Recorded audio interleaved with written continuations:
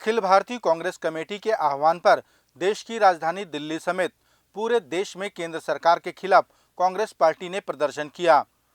महंगाई, बेरोजगारी और जीएसटी के विरोध में कांग्रेस ने एक बड़ा प्रदर्शन किया। दिल्ली में जहां राष्ट्रीय नेता राहुल गांधी और प्रियंका गांधी समेत ढेरों सांसदों को पुलिस ने गिरफ्तार किया, वहीं राजधानी रायपुर में भी प्रदेश अध्यक्ष मोहन मरकाम के नेतृत्व में सैकड़ों कांग्रेसियों ने राजभवन का घेराव किया। इसके पूर्व राजधानी रायपुर के अंबेडकर चौक में धरना दिया गया, जहां प्रदेश के मुख्यमंत्री भूपेश बघेल भी शामिल हुए। बड़ी संख्या में उपस्थित कांग्रेसियों को मुख्यमंत्री ने संबोधित किया। उसके बाद राजभवन कूच किया गया। मुख्यमंत्री ने इस मौके पर बताया कि अखिल भारतीय कांग्रेस कमेटी के निर्देश पर महंगाई और बेरोजगारी को लेकर केंद्र सरकार के खिलाफ पूरे देश में यह प्रदर्शन हो रहा है। उन्होंने कहा कि हमारी पार्टी जनता के लिए प्रदर्शन कर रही है और केंद्र की मोदी सरकार कांग्रेस पार्टी और हमारे नेताओं को गिरफ्तार कर रही है। इस बात है कि एक तरफ कांग्रेस पार्टी है, आम जनता की लड़ाई लड़ रही है, चाहे किसान हो, चाहे नौजवान हो, महिला हो, व्यापारी हो, सबके हक की लड़ाई लड़ रही है। तो दूसरे तरफ केंद्र सरकार है, वो कांग्रेस पार्टी के नेताओं के, विपक्ष के नेताओं के खिलाफ लड़ाई लड़ रही है। कांग्रेस के इस प्रदर्शन को पूर्व मुख्यमंत्री डॉक्टर रमन सिंह ने राजनीतिक नौटंकी करार दिया।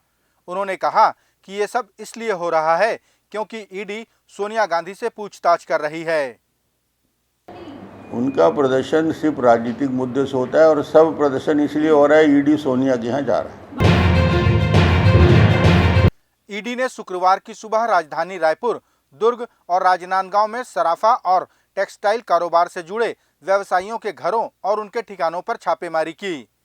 जानकारी के अनुसार ईडी के अधिकारियों ने रायपुर के नाकोड़ा टेक्सटाइल, सुमित ज्वेलर्स और पगारिया ज्वेलर्स के ठिकानों पर दबिश देकर जांच की। दुर्ग में charter accountant Sunil Jain, Rajendra Kothari, Shivam store, सहेली ज्वेलर्स और नौकार ज्वेलर्स में छापेमारी की गई। इसी तरह राजनांदगांव के जसरात बैद ज्वेलर्स, नाकोड़ा उद्योग समूह के ठिकानों पर दबिश दी गई। बता दें कि इसके एक दिन पूर्व भी इनकम टैक्स की रेड इन्हीं स्थानों पर डाली गई थी। ईडी की इस कार्रवाई को लेकर प्रदेश के मुख्यमंत्री भूपेश बघेल ने कहा कि मैंने पहले ही कहा था कि ईडी मुंबई नहीं जाएगी, वह छत्तीसगढ़ और झारखंड जाएगी, क्योंकि वहां सरकारें बदल चुकी हैं।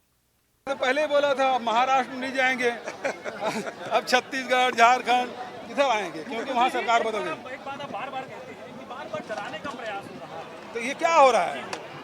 मैं देख रहा हूँ कि 8 साल में भारतीय जनता पार्टी के नेताओं के खिलाफ एक बार भी सीबीआई ने, ईडी ने, आईटी ने कोई कार्रवाई की है, और जिनके खिलाफ हुई है और यदि वो भारतीय जनता पार्टी में शामिल हो गया तो उनके खिलाफ कार्रवाई नहीं होती। छत्तीसगढ़ के पूर्व मुख्यमंत्री डॉक्टर रमन सिंह ने भूपेश सरकार को निकम्मी सरकार कहा। उन्होंने सुपेबेड़ा में शुद्ध जल की आपूर्ति को लेकर कहा कि बजट में प्रावधान होने के बाद भी इस सरकार ने कुछ नहीं किया। उन्होंने सभी मामलों में सरकार को असफल कहा। सरकार पूरी मामले में असफल रही है। अभी तक शुद्ध पेयजल के लिए जो 8-12 करोड़ की योजना थी, आज तक पानी की समस्या का निराकरण सुपेबेड़ा में आज तारीख तक नहीं हो सका। बजट में प्रावधान होने के बाद ये है निकम्मी सरकार। बस्तर टाइगर के नाम से जाने जाने वाले स्वर्गीय महेंद्र कर्मा की आज जयंती है। उनकी जयंती पर राजीव भवन में उनके छायाचित्र पर पुष्प अर्पित कर उन्हें याद किया गया। इस मौके पर कांग्रेस के प्रदेश अध्यक्ष मोहन मरकाम ने उन्हें नमन करते हुए दुख व्यक्त किया और कहा कि हमें आज भी मलाल है कि जिस नक्सली हमले में हमने अपने नेताओं को खो दिया, उनके आरोपियों को आज तक सजा नहीं मिली। उन्होंने कहा कि हमारे द्वारा की गई सीबीआई जांच की मांग में केंद्र सरकार अड़ंगा डालती है, लेकिन इस राजनीतिक हत्याकांड की जांच हमारी सरकार कराएगी। आज भी हमको मलाल है कि हमारे शीर्ष नेतृत्व शहीद महेंद्र कर्मा जी, शहीद पंडित विद्याचरण शुक्ल जी, तत्कालीन प्रदेश अध्यक्ष शहीद नंद कुमार जी से लेकर अनेक नेता शहीद हुए हैं। लगातार हम इसकी सीबीआई जांच की मांग करते रहे, मगर केंद्र सरकार इसमें अड़ंगा लगा रही है। और जो तथ्य है, जो हमें लगता है, हम शुरू से कहते रहे, ये राजनीतिक किलिंग है, इसकी वृहद रूप में जांच होनी चाहिए। तत्कालीन सरकार में बैठे लोगों के ऊपर भी बयान होना चाहिए। हमने शुरू से मांग की है, मगर केंद्र सरकार इसको दबाना चाहती है। मगर हम छत्तीसगढ़ में हमारी सरकार है, हम जांच का दायरा बढ़ाकर जो राजनीतिक हत्या है उसकी भी हमारी सरकार जांच करना चाहती है। राजधानी रायपुर के गुड़ियारी से निकली कांवड़ यात्रा में प्रदेश के मुख्यमंत्री भूपेश बघेल शामिल हुए। इस दौरान उन्होंने मच्छी तालाब के हनुमान मंदिर में पूजा अर्चना की और कांवड़ उठाकर कांवड़ियों का उत्साहवर्धन किया। पश्चिम विधायक विकास उपाध्याय के नेतृत्व में निकाली गई इस कांवड़ यात्रा का शुभारंभ मारुति मंगलम से किया गया, जो महादेव घाट में संपन्न हुई। इस मौके पर मुख्यमंत्री ने प्रदेश की समृद्धि और खुशहाली की कामना की। रोजगार के मामले में पूर्व मुख्यमंत्री डॉक्टर रमन सिंह ने प्रदेश की भूपेश बघेल सरकार को श्वेत पत्र जारी करने को कहा। उन्होंने आरोप लगाया कि उनकी पीठ कांग्रेसी थपथपा रहे हैं और जनता त्राही त्राही कर रही है। ये प्राइवेट ऑर्गेनाइजेशन के द्वारा ये जो जिस प्रकार के फॉल्स आंकड़े जारी करते हैं, आज तक ना एक पुलिस भर्ती हुआ, ना शिक्षक भर्ती हुआ, ना कर्मचारी हुआ, ना पीएससी में हुआ। दो ही काम करा रहे हैं, सबको दारू बेचने के लिए घर पहुंच सेवा कर रहे हैं और गोबर बीनने और गोबर छेड़ने का काम हो रहा है। और क्या रोजगार दिया? एक भी रोजगार बताया भूपेश बघेल श्वेत पत्र जारी करे कि मैंने दिया? 19,690 लोगों को रोजगार दिया है, आज तारीख तक विधानसभा में स्वीकार किया। सिर्फ झूठे आंकड़े देकर अपनी पीठ थपथपा रहे हैं और भूपेश की पीठ उसके कांग्रेस के लोग थपथपा रहे हैं। इससे ज़्यादा जनता तो त्राही त्राही कर रही है। भारतीय जनता पार्टी के प्रदेश अध्यक्ष विष्णुदेव साय ने कहा कि क्षेत्रीय संगठन महामंत्री अजय जामवाल नए दायित्वों के साथ छत्तीसगढ़ में ही रहेंगे। उनका मुख्यालय छत्तीसगढ़ ही है। उन्होंने 3 दिनों तक पार्टी के सभी प्रकोष्ठों के कार्यकर्ताओं की बैठक भी ली। श्री साय ने कहा कि ये सभी बैठकें उनके प्रथम प्रवास के चलते परिचयात्मक ही हैं, लेकिन उनके मार्गदर्शन का लाभ पार्टी को जरूर मिलेगा। आदरणीय श्री अजय जामवाल जी क्षेत्रीय संगठन महामंत्री के नए दायित्व पर हैं और उनका मुख्यालय छत्तीसगढ़ है। रायपुर में ही वो रहेंगे और चूंकि उनका पहला प्रवास है छत्तीसगढ़ का, इसलिए एक बार सभी कार्यकर्ताओं से परिचित होना जरूरी था और इसीलिए लगातार 3 दिनों तक विभिन्न स्तर के जो कार्यकर्ता हैं उनके साथ बैठक कर रहे हैं। परिचय भी हो रहा है और कुछ मार्गदर्शन भी उनका मिल रहा है। प्रदेश पदाधिकारियों के साथ बैठक संपन्न हो चुका है, कोर ग्रुप के सदस्यों के साथ बैठक संपन्न हो चुका है, विधायकों के साथ संपर्क हो चुका है।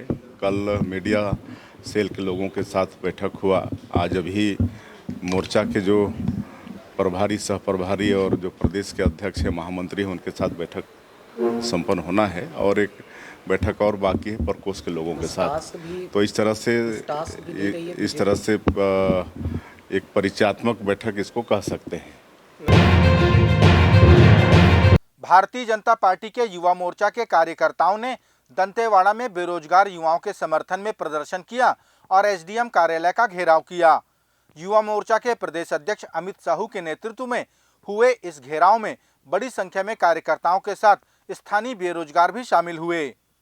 युवा मोर्चा के अमित साहू ने कहा कि प्रदेश की कांग्रेस सरकार ने अपने घोषणा पत्र में वादा किया था कि राज्य के सभी पंजीकृत बेरोजगारों को 2500 रुपए प्रति माह बेरोजगारी भत्ता दिया जाएगा, जो मात्र घोषणा ही रह गई। ये इतनी बेशरम सरकार है, 5 लाख नौकरियां दी, इसको लेकर पूरे प्रदेश भर में इन्होंने ढिंढोरा पीटा, पोस्टर के माध्यम से अपनी वाहवाही लूटी। मगर जब विधानसभा में आंकड़े पेश करने के बारी आई तो मात्र 20,000 का आंकड़ा पेश करते हैं। और किस हद तक झूठ बोलेगी ये सरकार? आत्मा मर चुकी है इस सरकार की। इसलिए आज यहाँ पर तमाम युवा एकत्रित होकर हमारे साथ मिलकर अपने आक्रोश को दिखाने जा रहे हैं और हम भारतीय जनता युवा मोर्चा के कार्यकर्ता उनकी आवाज़ बनने जा रहे हैं, उनके अधिकार की बात करने जा रहे हैं, इस प्रदेश की सरकार से उनके लिए रोजगार मांगने जा रहे हैं। और जो तमाम बेरोजगार युवा है जिनसे इन्होंने वादा किया था कि पंजीकृत बेरोजगार युवाओं को हम 2500 रुपये मासिक बेरोजगारी भत्ता देंगे, 25 पैसा भी आज तक एक युवा को छत्तीसगढ़ के नहीं मिला। इन सब मांगों को लेकर आज एसडीएम कार्यालय का घेराव है। इसके बाद भी अगर बात नहीं मांगी जाती तो हम कलेक्ट्रेट का घेराव करेंगे। उसके बाद रायपुर राजधानी में इन युवाओं की आवाज़ बनकर मुख्यमंत्री निवास का भी घेराव करेंगे हम सब। अमित साहू ने चेतावनी दी कि हमारी मांगे नहीं मानी गई तो आगे कलेक्टर और मुख्यमंत्री निवास का भी घेराव किया जाएगा।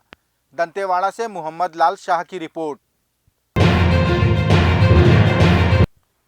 आम आदमी पार्टी छत्तीसगढ़ में एक ईमानदार राजनीति की मजबूत शुरुआत करने के उद्देश्य से स्वेच्छा फंड रेसिंग का आगाज किया है। इसकी शुरुआत प्रदेश में 1 अगस्त से की जा चुकी है। जानकारी देते हुए आम आदमी पार्टी के प्रदेश कोषाध्यक्ष जसबीर सिंह चावला और प्रदेश प्रवक्ता प्रियंका शुक्ला ने बिलासपुर में बताया कि प्रदेश में दोनों दलों की सरकारों को प्रदेशवासियों ने परख लिया है। अब वे परिवर्तन चाह रहे हैं, लेकिन आम आदमी पार्टी प्रदेश में एक नई पार्टी के रूप में उभर रही है और वह जन सहयोग से अपनी पार्टी का विस्तार और प्रदेश का विकास चाहती है। 1 अगस्त से प्रारंभ हुए आपका दान छत्तीसगढ़ का निर्माण अभियान में जन जन से स्वेच्छानुसार दान एकत्रित किया जाएगा। पार्टी के सदस्यों ने बताया कि लोग बड़ी संख्या में आम आदमी पार्टी से जुड़ रहे हैं। बिलासपुर से आशीष श्रीवास की रिपोर्ट।